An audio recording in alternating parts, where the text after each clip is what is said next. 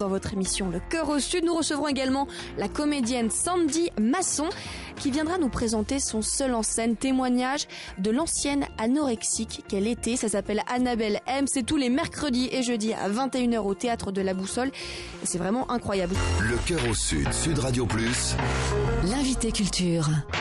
13h28, vous écoutez Sud Radio en direct du Cœur au Sud. Prendre un gramme était un véritable bouleversement. Ouvrir son frigo, une torture. Son reflet dans le miroir, un écœurement. Aujourd'hui, elle a réussi à s'en sortir et sans mauvais jeu de mots, croque la vie à pleines dents. L'histoire d'Annabelle M est à la fois un véritable coup de poing et un hymne à la vie. Annabelle M, connue aussi sous le nom de la comédienne Sandy Masson, qui joue ce seul en scène incroyable les mercredis et jeudis à 21h. À 21h, pas 21h30, à 21h, au Théâtre de la Boussole. Bonjour Sandy Masson. Bonjour. J'ai mis du temps, je vais être honnête avec vous, j'ai mis du temps à m'en remettre quand même de ce seul en scène, c'est poignant. Ben ça, si vous le dites. Ouais, c'est parce qu'il y a des moments, c'est vrai, où on rit, on peut rire un peu. Mais il faut surtout, on a le droit de rire de tout, ouais. A priori. Alors pour expliquer un petit peu à nos auditeurs, dans ce spectacle, nous suivons l'histoire d'Annabelle M, jeune fille puis jeune femme qui tombe doucement dans l'anorexie et qu'on va voir doucement justement en sortir. Ouais. Il s'agit donc de votre 3e spectacle, si je ne m'abuse, mais c'est le premier qui est autobiographique, qui est un témoignage. C'est ça. Ouais, tout à fait. Je pensais d'ailleurs que je n'en parlerai jamais. C'est parce que c'est une période de ma vie qui était douloureuse, difficile, et je n'imaginais même pas en parler, franchement. Et puis, quand on écrit, on parle aussi un peu de soi. Et le 3e spectacle, il m'a semblé que c'était important d'en parler, d'autant plus que c'est un vrai problème de société, que j'ai rencontré et je rencontre encore beaucoup de femmes touchées par la problématique. Oui. Que dans ce spectacle, je ne parle pas que des troubles alimentaires. Faut pas se dire que voilà, ça ne parle que de ça. Ça parle de la dépression, du problème de communication, de tout un tas de problèmes que beaucoup de gens rencontrent. Oui, communication entre une mère et une fille. Oui, les familles, les problèmes de lien entre les gens, le problème d'amour aussi, tout simplement, qui est un problème aussi qui touche beaucoup de gens. Savoir s'aimer, ne pas accepter de s'aimer, ne pas accepter de s'aimer, toutes ces choses-là. Je pense que tout le monde connaît tout cela, donc ça touche aussi tout le monde. Pourquoi maintenant faire ce parce que j'ai suffisamment de recul pour en parler, parce qu'il y a un moment donné, il faut avoir du recul, et c'est vrai que là je le joue comme comédienne, je suis comédienne, je ne suis plus affectée par cette histoire et c'est mon histoire passée, mais à la limite ça pourrait être joué par une autre comédienne que moi. Enfin, je veux dire, c'est... Vous pourriez le confier, ce seul en scène à une autre comédienne? Oui, je pourrais, tout à fait, bien sûr. Pourquoi ce nom, Annabelle M? Annabelle, il y a Anna, il y a Belle dedans. C'est la problématique de l'anorexie et la beauté, cette problématique qu'a cette jeune femme. Et puis M, alors M, c'est M de maçon, et puis c'est aimer, c'est le mot aimer. Donc voilà, c'est toutes ces symboliques. Lorsque vous parlez d'Annabelle, de vous, il y a 2 personnes. Vous différenciez 2 personnes. À cette époque-là, il n'y a pas... Finalement, il y a personne, il y a 2 personnes. On ne sait pas combien il y a de monde dans ce corps ou... C'est-à-dire que c'est un corps un petit peu en errance, quoi. C'est une jeune femme qui est en souffrance, qui est coupée, en fait, des autres. Voilà. Et quand on est dans la dépression, on est coupé des autres. Donc Annabelle en souffre, elle ne sait pas comment, elle subit cette chose-là, elle ne sait pas comment parler, il y a un vrai problème de communication dans sa famille, donc elle est très seule et elle développe un problème avec la nourriture, voilà. Mais elle aurait pu... ça aurait pu être autre chose. Ça aurait pu être l'alcool, ça aurait pu être plein de choses, voilà. La maman d'Annabelle va donc déclarer la disparition de sa fille. Elle explique du coup au détective, elle serait partie mais son corps est encore là. C'est ça, mais c'est la problématique des gens qui sont à l'extérieur, c'est-à-dire qu'ils sont un petit peu aussi désarmés, ils savent pas quoi faire, ils voient quelqu'un maigrir, donc elle part, cette personne part et en même temps elle est encore là. Mais c'est plus la personne d'avant. Donc c'est très compliqué aussi pour les gens à l'extérieur d'aider.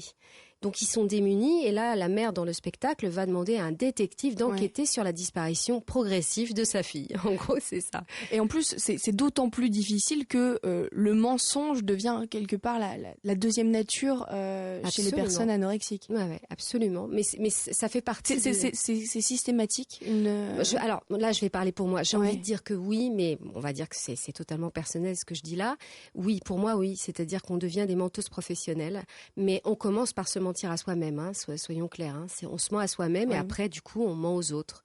On ment aux autres parce qu'on a honte de cette problématique, on ne sait pas comment parler et du coup, voilà, on garde un sourire. Enfin, ça c'était mon cas, j'étais très très souriante et personne ne se doutait du malaise dans lequel j'étais à l'époque et je m'en sortais de cette manière-là. Mais enfin, ça n'a qu'un temps et à un moment donné, le vernis craque. Ouais. Alors, il faut espérer que le vernis craque dans le bon sens, c'est-à-dire que soit on choisit le chemin de s'en sortir, on relève les manches et on va vers la vie, soit malheureusement il y a des cas de jeunes filles qui n'arrivent pas à s'en sortir, et là c'est l'enfer, parce que c'est l'enfer cette maladie, soyons clairs, hein, c'est l'enfer.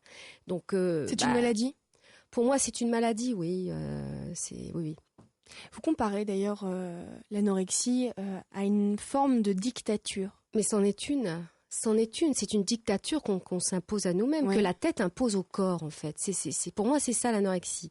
C'est Le but, atteindre une perfection aussi que l'on ne Oui, et pourra détruire jamais ce- atteindre. absolument, et détruire ce corps qui nous demande de vivre, qui a des pulsions qu'on ne Ouais. supporte pas, des pulsions de vie, des pulsions d'amour, des pulsions de pleurs, et ça la tête dans l'anorexie ne le supporte pas. Donc enfin moi c'est comme ça que je le décris, hein. C'est très personnel, mais donc elle décide de détruire ce corps qui est quand même très emmerdant, qui est là pour nous rappeler qu'on est on est vivant, et finalement on n'a pas envie de ça. On a envie d'être dans la tête et de contrôler tout. Or la vie c'est tout sauf le contrôle, mais tout sauf ça. Donc pour s'en sortir, il faut petit à petit apprendre à faire entrer de la vie en nous et à lâcher. Et alors ça, pour une anorexique, lâcher c'est très compliqué. Ne pas contrôler, tout contrôler, c'est ça C'est très qui est dur ? compliqué. Oui, c'est très très compliqué. Alors Annabelle a des mots très très durs. Hein. Quand ça glisse dans ma gorge, c'est comme un viol, c'est moi que je vomis. Mm. Est-ce que c'est des mots que vous aviez à cette époque ? Est-ce que c'est ce que vous pensiez vous ? Ah oui, oui, absolument, je le pensais profondément. Ouais. C'est-à-dire que j'avais un dégoût de moi profond et je me détruisais, je m'auto-détruisais en fait. Mais je faisais pas trop d'éclaboussures sur mon entourage. Hein. Personne ne savait trop ce que je vivais. Parce que je sais qu'il y a d'autres cas d'anorexie qui font subir Qui plus. deviennent un peu Bon, moi, c'était irascibles, pas mon, oui. voilà, moi c'était pas mon cas, mais parce que je suis partie aussi de ma famille, j'ai vécu avec un garçon à l'époque, c'est une espèce de vie un peu particulière, mais Oui. bon voilà, mais je cachais tout ce que je faisais, c'est-à-dire que quand on se prive, je me privais de manger, j'avais un corps très maigre, j'avais plus de règles, toutes ces choses-là, et j'avais des crises de boulimie parce que forcément on est affamé, les anorexiques sont finalement obsédés par la nourriture. Matin et soir. Ça aussi, on dit on n'a pas faim, mais on crève de faim, littéralement. Ouais. Voilà. Mais bon, il faut déjà se l'avouer qu'on crève de faim, parce que ça aussi, c'est tout un cheminement. Et puis, bah oui, on a des rites après, et puis on craque. Enfin, Un je veux programme alimentaire qui est assez effrayant d'ailleurs. dire, ouais. Pas plus d'un quart de pomme, même pas un huitième de pomme si on a faim ou. Ouais, voilà, on essaie de se contrôler, on s'impose des choses drastiques, et puis jusqu'à la crise de boulimie, parce qu'à un moment donné, on va être tellement affamé qu'on va avoir une crise. Mais dans mon cas, je me faisais vomir, voilà, puis c'est infernal, puis ça n'arrête plus. Mais donc oui, c'est ça, c'est pas du tout glamour, hein, l'anorexie. Mais faut pas avoir peur de venir voir le spectacle parce que ça n'est pas que ça. Il n'y a pas que ça. D'ailleurs, il y a plusieurs personnages. Bien sûr. Il y a donc le détective, votre mère, vous, un professeur ou qui nous explique C'est un d'histoire. professeur qui explique voilà, de manière assez clinique ce qu'est qui est assez l'anorexie. drôle à son insu quelque part, ce professeur. Mais oui. Comment les avez-vous trouvés, ces personnages ? Mais d'abord, je me suis fait aider, on a travaillé à deux, Ouais. parce que je voulais absolument avoir le recul de quelqu'un qui connaissait pas la problématique. Donc j'ai choisi Fred Noni, qui est un ami, et aussi un ami, parce que c'était intime de pas reparler de ça pour moi, il fallait que j'ai quelqu'un de bienveillant. Ouais. Donc on a travaillé tous les deux à quatre mains, et on a choisi ensemble ces personnages, et voilà. Et après, petit à petit, on a mis en place... on a démêlé en fait cette histoire et on en a fait un récit théâtral. Je suis née sans enfance ni adolescence, je suis née hier. Ouais. Ce sont vos mots. Oui, ce sont mes mots. Oui, mais je me le dis encore aujourd'hui. Hein. Et alors, c'est à la fois génial de pouvoir se le dire parce que ça fait que je suis quelqu'un d'aujourd'hui extrêmement vivant. Bon, il faut bien qu'il y ait aussi des choses positives. Je suis pas dans le monde de Walt Disney non plus, hein, je vous rassure. Hein, c'est-à-dire que bon, la vie c'est pas que rose, mais je suis aujourd'hui capable de la prendre, de la croquer vraiment en étant remplie de moi-même. Et ça, c'est un cadeau merveilleux parce que je pensais pas réussir à être la femme que je suis aujourd'hui. Et c'est un beau cadeau de la vie. Vous nous parlez du rescapé, justement. Ouais. Parce que vous vous dites, je vois pas la vie comme Walt Disney, mais un petit peu quand même. Le rescapé. Alors la rescapée, parce que dans le spectacle, il y a un personnage qui est moi aujourd'hui, qui suis la rescapée. Alors on passe par cette phase, je trouve, quand on s'en sort de la rescapée. C'est merveille de la pluie qui tombe. Tout est merveilleux. Tout est merveilleux. On se pose à une terrasse de café, on trouve les gens très beaux. Voilà. Alors il y a encore quelque chose comme ça en moi. C'est-à-dire que c'est vrai que j'ai tendance à vraiment aimer la vie, à regarder de choses positives les gens, mais je suis plus trop, non plus complètement là-dedans. Ça a été une étape. Aujourd'hui, il y a des hauts et des bas. La vie, je la prends comme elle est. Et je ne peux pas être tout le temps au sommet du bonheur. Mais disons que j'y aspire et que les choses négatives sont quelque chose que je gère beaucoup mieux et que j'accepte de regarder aussi. Hein.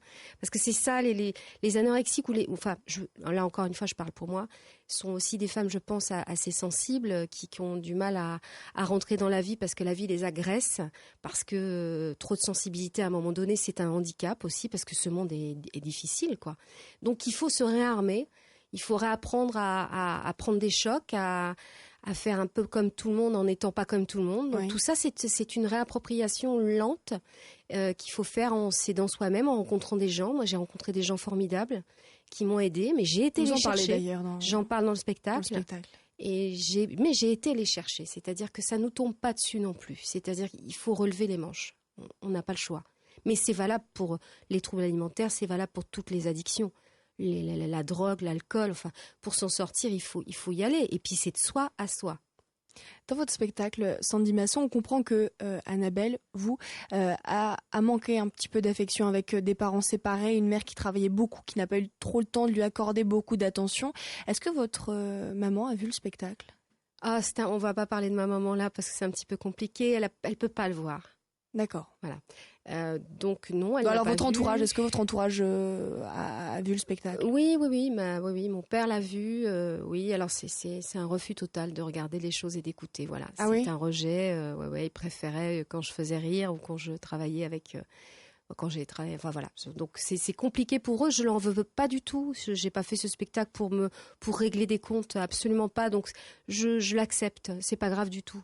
Je pense que c'est difficile pour eux et puis de toute façon on change pas les gens et s'ils veulent pas accepter de voir aussi cette période-là que j'ai vécue, c'est peut-être parce que c'est douloureux pour eux, peut-être j'ai envie de penser que c'est ça. Voilà. Il y a le temps, peut-être qu'avec le temps, sait-on jamais, ça prend parfois un petit peu de temps avant d'accepter les choses. Je suis pas certaine, je n'attends pas grand-chose de tout ça. Moi je considère que dans la vie on choisit sa famille.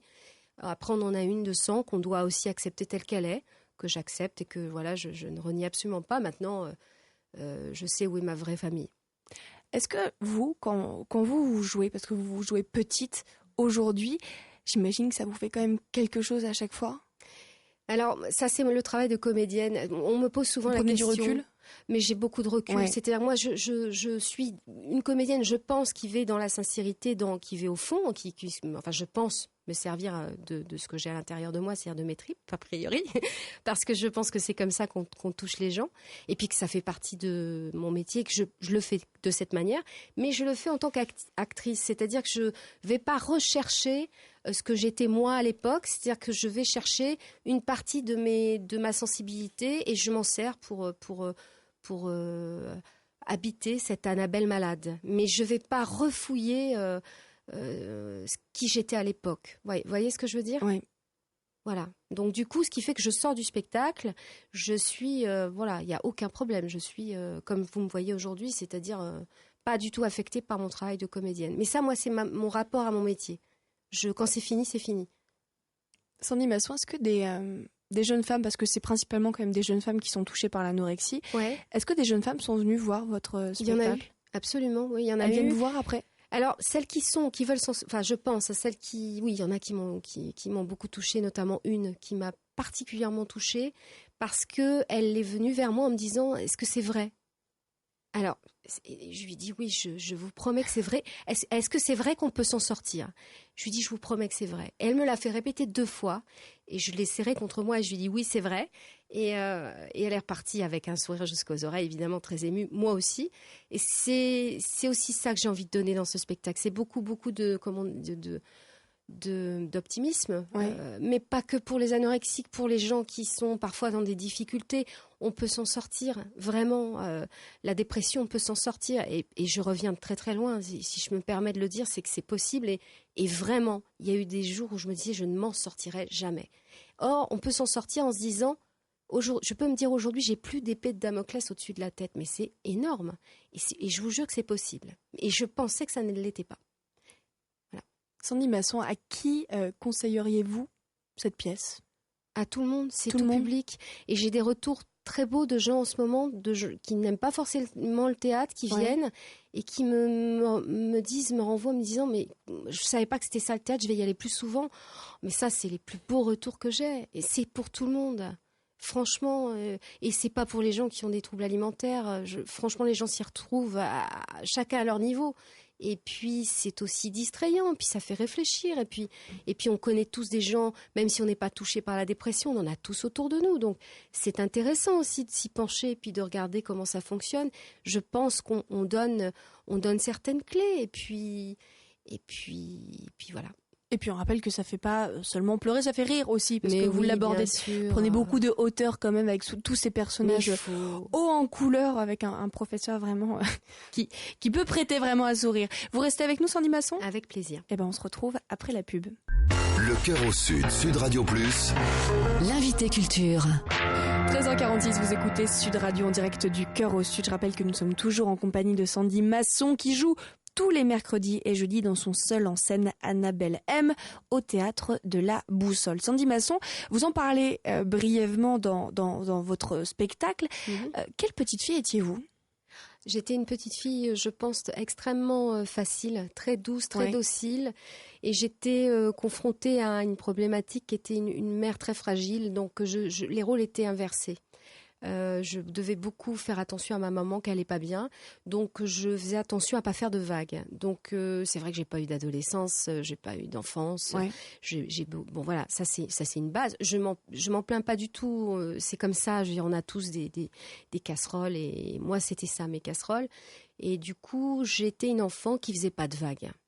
Mais forcément, ça s'est retourné contre moi parce que une enfant qui fait pas de vagues, si à un moment donné, à l'âge adulte, cet enfant ne se révolte pas ou ne passe pas par un cap un peu, c'est pas viable. Voyez. Une enfant qui fait pas de vagues, mais j'imagine que vous aviez quand même un rêve à cette époque. C'était quoi ? Mon rêve, c'était déjà de faire, je pense, ce que je fais, c'est-à-dire que je voulais divertir. Je mettais souvent un nez de clown, je voulais faire rire. Je pense que j'avais envie j'avais déjà envie de faire un métier artistique. Alors je faisais de la musique déjà, je cherchais un peu, je faisais du piano, j'ai fait de la batterie, j'ai fait du trombone, j'ai testé plein de trucs. Oui. J'avais cette attirance pour les milieux artistiques et puis à 16 ans, j'ai commencé à faire du théâtre et au début ça a été un outil thérapeutique parce que je ne savais pas parler, j'avais un vrai problème d'oralité, de mots, de dire. Donc ce métier a d'abord été un outil thérapeutique et puis ensuite c'est devenu mon métier, ça a été mon choix de métier. Voilà. À quel moment vous vous dites justement ça va devenir mon métier aujourd'hui, c'est une passion mais qui va devenir mon métier?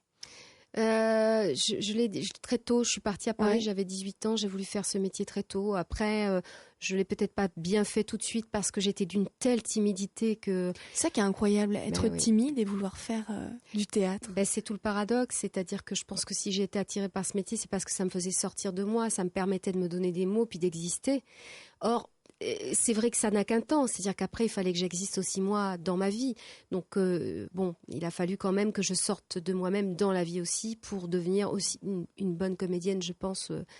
Je n'avais pas le choix que de faire ce chemin, mais n'empêche que ce métier m'a permis de me réapproprier des mots qui n'étaient pas les miens, et aujourd'hui j'ai les miens et j'ai ceux de mon métier. Voilà. C'est vrai que vous parlez d'ailleurs dans votre spectacle Annabelle M, Sandy Masson, vous parlez beaucoup de ce problème de mots, d'exprimer les choses. C'est vraiment le principal problème, j'ai envie de dire aussi dans l'anorexie, c'est de ne pas pouvoir dire les choses. J'ai l'impression, en tout cas, je vais pas parler pour les autres, je vais parler pour moi. Moi, Ouais. oui, j'avais un mal fou. Je ravalais mes mots. Je ravalais parce que dans mon milieu familial, je pouvais pas dire ce que je pensais Ouais. parce que j'allais faire trop de vagues. Du coup, je ravalais. Du coup, les choses se retournaient contre moi. Et c'est vrai que quand on arrive à dire, quand on arrive à parler, quand on arrive à exprimer ce qu'on a au fond de nous, c'est-à-dire nos sentiments, même nos peurs, même les pires choses, parce que c'est vrai que des fois on a des choses en nous qui nous Oui. font peur. Bah ça nous sauve, quoi. En tout cas moi ça m'a sauvé. Voilà, je vais parler pour moi. C'est mieux. Vous avez, vous en parlez également, vous avez vu du coup un psychologue. J'ai vu un psychiatre. Un psychiatre. Oui, je raconte un peu ce passage dans mon spectacle. J'étais perdue, je suis allée voir une diététicienne un jour parce que j'étais toute seule, je savais pas qui aller voir. Qui soignait, c'est ça, qui pourrait soigner. Qui pouvait, voilà, je ne savais pas où aller. Et cette diététicienne, je ne sais pas qui était cette dame, elle m'a dit, il faut que vous alliez voir un psychiatre, vous êtes anorexique. Et j'ai pris le papier où elle me donnait des noms de psychiatres et j'ai foncé. Et voilà, et j'ai rencontré quelqu'un de formidable, ça n'a pas été le premier, mais ça a été le deuxième. Qui est j'en parle dans le spectacle. Vous étiez sa dernière patiente en plus. Oui, parce que ce monsieur partait à la retraite. Ouais. Et du coup, c'est lui qui a débloqué tellement de choses. Enfin, j'en ai débloqué puisque je suis allée chez lui, donc c'est moi. Mais c'est grâce à sa vitalité. C'était un homme ancré dans la vie, qui me parlait évidemment pas de sa vie. C'était un psychiatre. Donc Oui. je ne savais.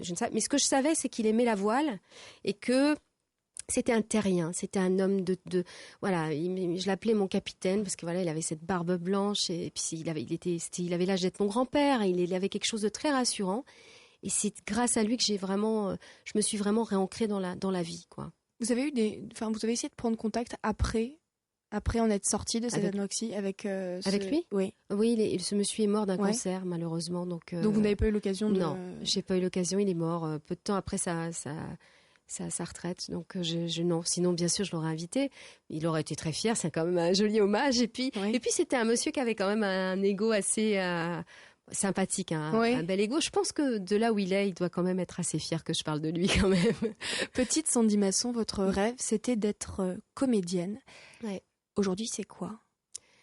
Mon rêve, c'est de continuer à avancer comme je le fais, c'est-à-dire d'être le plus honnête possible avec moi et avec les gens que j'aime.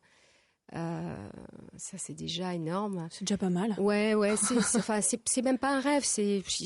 J'ai tout un tas de rêves. Après, voilà. Puis rencontrer encore des gens formidables, et je sais qu'il y en a beaucoup, et puis être dans ce que je suis aujourd'hui, c'est avoir cette capacité d'aimer comme je l'ai retrouvée, que je ne l'avais pas auparavant. C'est-à-dire, c'est tellement beau d'avoir ça. C'est tellement un moteur important que. Alors, c'est pas un rêve, c'est quelque chose de concret finalement. Un dernier petit mot, c'est la deuxième fois que vous jouez votre seul en scène. Vous m'avez dit qu'il avait un peu évolué en antenne. Qu'est-ce qui a changé exactement depuis la première fois où vous l'avez joué ? Mais ce qui a changé, c'est déjà la salle. C'est énorme parce qu'elle est plus grande à la Boussole. Donc forcément, il y a un rapport. Ça pousse un peu le jeu et ça a poussé un peu les traits. Donc du coup, je pense, l'humour est plus fort et puis les moments d'émotion sont sans doute aussi plus forts. Donc, mais le spectacle est le même. Sans doute, il s'est patiné. Puis après, c'est difficile pour moi de vous donner plus d'infos. Mais en tout cas, c'est vrai que forcément, il est un peu différent, mais j'entends beaucoup plus de rire qu'au Maturin. Donc je vous dis, il y a des extrêmes plus forts, et puis voilà. Puis ce qu'il faut dire aussi, c'est que moi je fais ce spectacle pour rencontrer des gens, et ce que j'aime le plus après le spectacle, c'est l'after. Donc on a le droit de venir vous voir. On a le droit de venir me voir. Et en plus, je cuisine quelque chose pendant le spectacle. Et cette chose que je cuisine, on la partage après le spectacle. Donc c'est vraiment vous. C'est vraiment moi. Cette tarte, c'est toujours une tarte ou c'est... C'est toujours une tarte. C'est toujours une tarte. Toujours. Vous maîtrisez la tarte. Je ne sais pas faire un bœuf bourguignon non plus. Sait-on jamais si un jour, plutôt mercredi ou jeudi. Il faudra rallonger un petit peu le spectacle. Merci beaucoup en tout cas, Sandy Masson. Merci à vous, Margot. Je rappelle que votre spectacle s'appelle Annabelle M. Ça s'appelle Annabelle sans fin. Une histoire sans fin. Une histoire sans fin, je l'ai même pas dit. Une histoire sans fin, qui est un titre en plus, grave. Une affiche assez originale en plus. Une histoire sans fin. Vous jouez les mercredis et jeudis à 21h et c'est au théâtre de la Boussole. Merci beaucoup. Et là, je vais m'adresser aux auditeurs. Je vous le conseille vivement parce que personnellement, j'ai vraiment beaucoup aimé. Ça m'a vraiment touchée. Donc bravo. Merci.